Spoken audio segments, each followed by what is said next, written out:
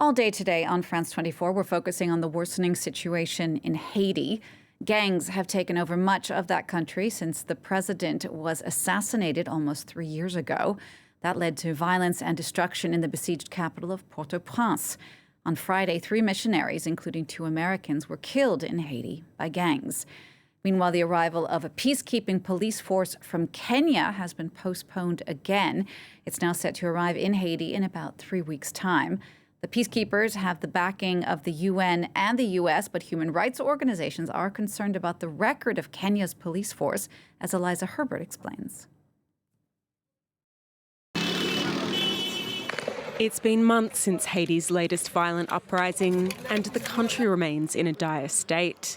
Thousands of civilians have been chased from the capital, Port-au-Prince, and lawlessness abounds as gangs continue to operate.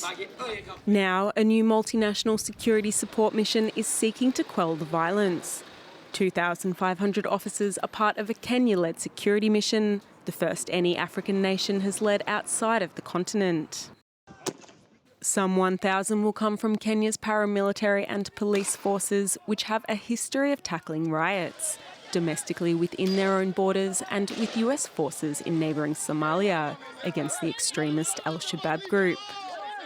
The rest of the force will come from countries including Benin, Jamaica, Chile, Chad and Nigeria.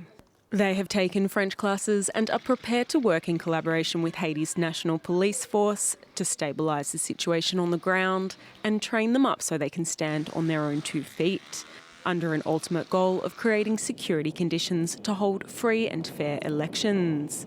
13 votes in favour.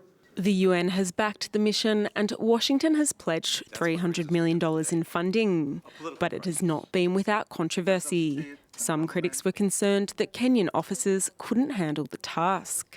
Others have cited previous human rights violations. The history of the police force in the police service in the last 2 years has been essentially quite brutal. And the concern has been that we would be exporting officers and a culture that has left many, up to 60 people dead in the last 1 year from violent policing of protests.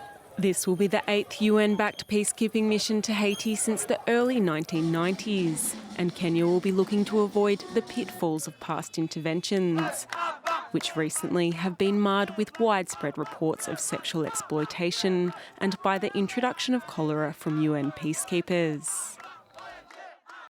We're going to talk more about this now with Haiti expert Diego Da Rin from International Crisis Group, who joins me on the set. Diego, thank you so much for coming in.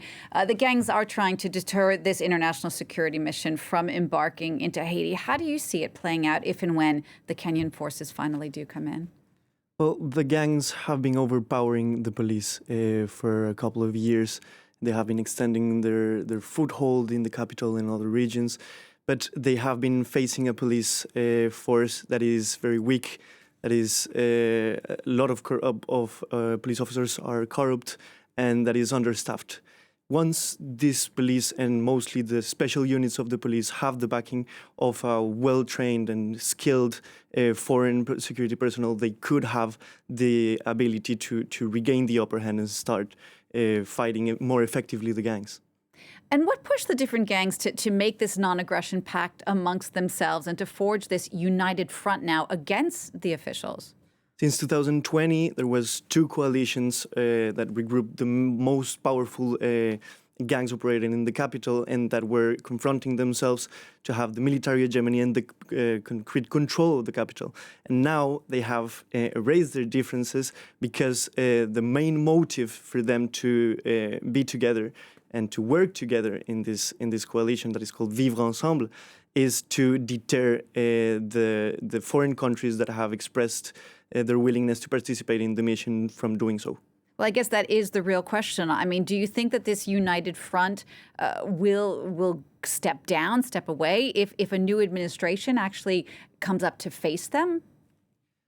Well, it is not certain what will be the shift or the continuation in the strategies of the gangs once the mission will start being deployed in Haiti. They know that if a foreign force is coming to back the police, they will be facing a force that is stronger than them. And that's why they are doing everything they can to deter the foreign countries, from moving ahead with these plans to deploy the mission. And yet, what do the gangs want? Because in the meantime, they've been looting, they've been burning down health facilities, businesses, private residences, upending the lives of thousands of people.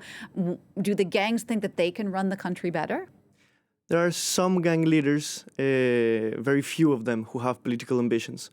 But most of them are just trying to sow chaos in the capital and to paralyze the country, to be able to be granted a seat in the table, to seek an amnesty for all their crimes, and to have some kind of indirect representation in the next administration.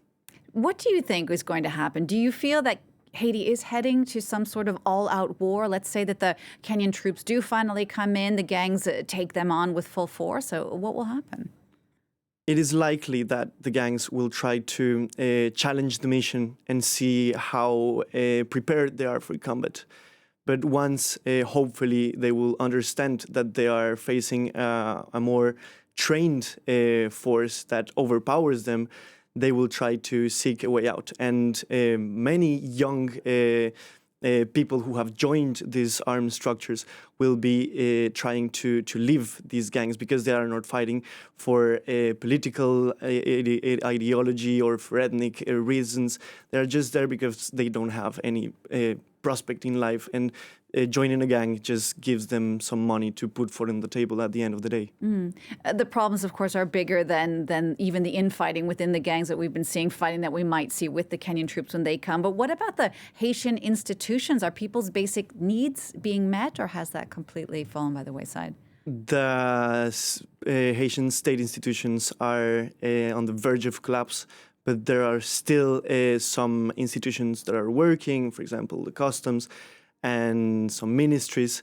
And right now there is a new transitional government that is taking over after Prime Minister Henry resigned a couple of months ago.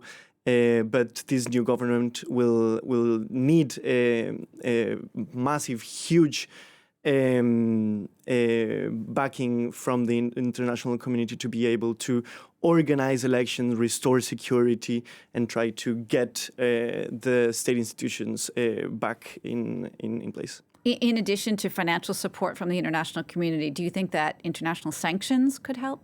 Yes, it's very important that the sanctions regimes that have been adopted by the United Nations and by the European Union be used more strategically, because until now there are only 5 gang leaders from operating in the capital that have been sanctioned.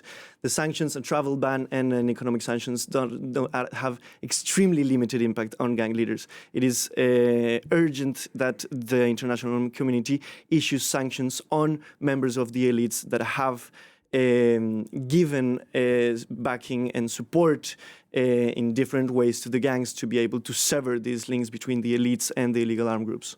Diego, thank you again so much for coming in. That's Haiti expert Diego Da Rin from the International Crisis Group.